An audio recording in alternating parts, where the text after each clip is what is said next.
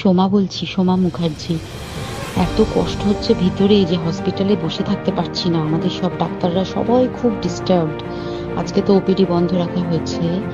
তোরা জানিস সমস্ত ঘটনা শুনলাম, যা যা মানে সত্যিকারের ঘটনা, যেটা আরজি করের ভিতরের যে ডাক্তার তারা তাদের বন্ধু বান্ধব মারফত এটা ছড়িয়ে মানে এসছে আমাদের কাছে। অ্যাকচুয়ালি যেটা ঘটেছে সেটা হচ্ছে, আমি শুনে তো মানে বিশ্বাস করতেও নিজেকে কেমন লাগছে রে।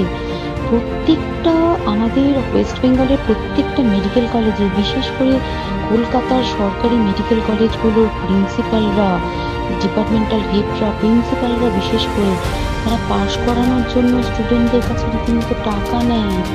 যেসব স্টুডেন্টরা, ইন্টার্নরা, পিজিটিরা যারা ভালো করে ক্লাস করে না বা থিসিস তারা জমা দেবে, পিজিতে তো থিসিস জমা দিতে হয়, তো যারা MBBS final year final pass করবে না সাপ্লি পাইয়ে দেবে, ইন্টার্নের কমপ্লিশন দেবে না, ইন্টার্ন হওয়ার পর কমপ্লিশন না দিলে তারা রেজিস্ট্রেশন নাম্বার পাবে না, এই সমস্ত ভয় দেখিয়ে টাকা পয়সা নেয়। সমস্ত জায়গাতেই এটা আছে।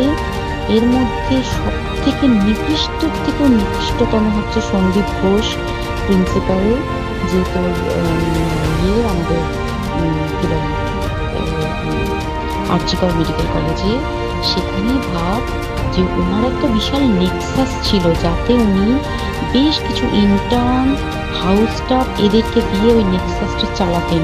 তারা ওখানে একটা সেক্স র্যাকেট চালাতো, তারা একটা ড্রাগ র্যাকেট চালাতো। ড্রাগ র্যাকেট মানে ওই যে ওটাকে বলেছে না, ড্রাগ মানে শুধু ওই হেরোইন আর ব্রাউন সুগারের ড্রাগ খাওয়া বা মদ খাওয়া নয়। ড্রাগ মানে হচ্ছে যে কম দামি, কম টাকায় যে ওষুধ পাওয়া যায়, যে ওষুধ না জল ভগবান জানে, সেই ওষুধের মানে কোটি কোটি টাকায় যে টেন্ডার বেরোতো, সেই ওষুধ নিয়ে ওষুধ কোম্পানিগুলোর কাছ থেকে কোটি কোটি টাকা, সেই সমস্ত টাকার একটা বড় অংশ যেত পার্টি ফান্ডে। বুঝতেই পারছিস তাহলে, সেই জন্য পার্টির একদমই কাছের উনি, পার্টির মানে একদম খোদ মানে ওপর লেভেলের একদম আসল জায়গাকার কাছে। তো এবার উনি এই যে নেক্সাসটা চালাতেন, তাতে রীতিমতো কোন ইন্টার্নকে উনি পাশ করাবেন, কোন পিজিটিকে উনি থিসিস কমপ্লিট করাবেন, সেগুলো সব ভয় দেখিয়ে টাকা নিতেন। আর তার হয়ে কাজ করতো ওই ইন্টার্ন হাউস স্টাফের একটা পুরো বড় নেক্সাস। এবার এই মেয়েটির যে পিজিটি, মেয়েটি অত্যন্ত ভালো, সে তার থিসিসটা কমপ্লিট করাবে না বলে হুমকি দিচ্ছিল। সে এটা জানতে পেরে গিয়ে বলেছিল যে আমি এরকম কোনোভাবেই মেনে নেব না, আমি এর বিরুদ্ধে আমি যাব এবং আমি এর বিরুদ্ধে সব ফাঁস করে দেবো। তখন তাকে রীতিমতো ধমক দেওয়া হচ্ছিল। এটা চলছিল লাস্ট 6 মান্থস ধরে। 6 মাস ধরে তাকে হুমকি দেওয়া, তার প্রতি মানে বেশি বেশি প্রথমের দিকে কি করছিল, অত্যাচার করছিল। মানে কিরকম, বেশি বেশি করে নাইট ডিউটি দিচ্ছে, at a stress 36 hours duty, বেশি বেশি করে নাইট, বেশি বেশি করে খাটানো, এবং এগুলো সব জানে ডিপার্টমেন্টাল হেড, চেস্টের যে ডিপার্টমেন্টাল হেড সেও জানে, সিনিয়র পিজিটিরা সবাই জানে। প্রিন্সিপালের নির্দেশেই হচ্ছে এবং ওনার নেক্সাসের ছেলেমেয়েরাই কাজ করছে।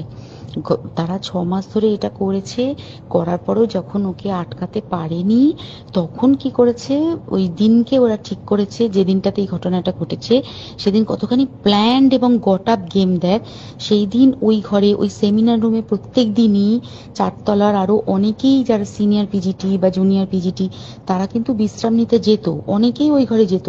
সেই দিনকে ও একা, ওকে বলেছে তুমি ঘুমিয়ে পড়ো, ওকে একা রেখে এসেছে। বাকিরা কাউকে যেতে দেয়নি, বলেছে ওই ঘরে আজকে ঘটনা ঘটছে, মানে কাজ হচ্ছে, ওই ঘরে কেউ যাবে না।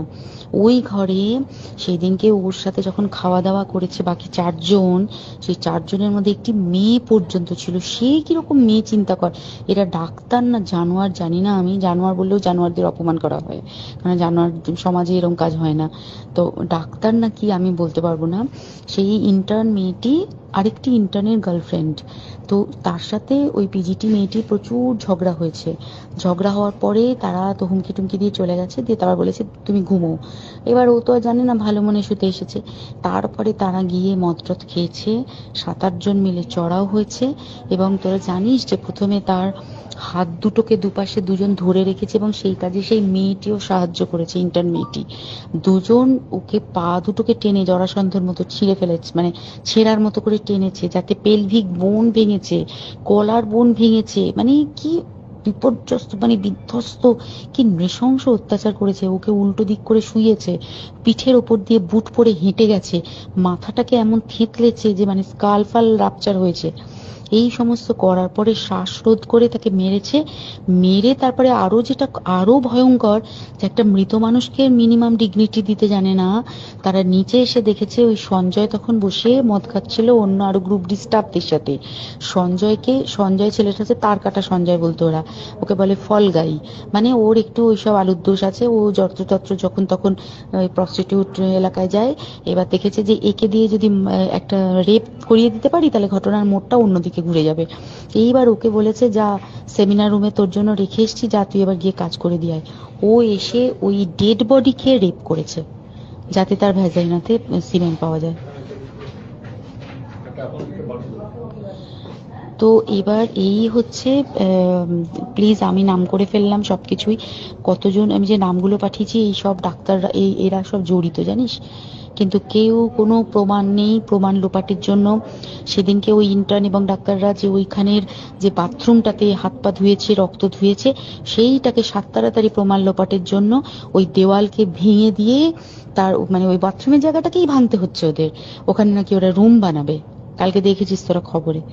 আর বেশি বলতে পারছি না, মানে তোরা তো সবাই প্রোটেস্ট করিস, আমরা তো আমাদের দিক থেকে করছি, কিন্তু কিছুই হবে না। এই পোড়া দেশে কিছুই হবার নেই, শুধু ভেতরে ভেতরে গুমড়ে গুমড়ে কষ্ট পাওয়া। আর আগামী প্রজন্মের যে ডাক্তাররা বেরোবে, তারা যে ইন্টার্ন বা পিজিটি বা যাদের কাছে আমরা যাব ভবিষ্যতে, তারা কি ডাক্তার না কি আমি জানি না, কি নিয়ে তাদের কাছে আমরা যাব আর কি করে বা আমাদের পরের প্রজন্মকে আমরা সুরক্ষিত রাখবো।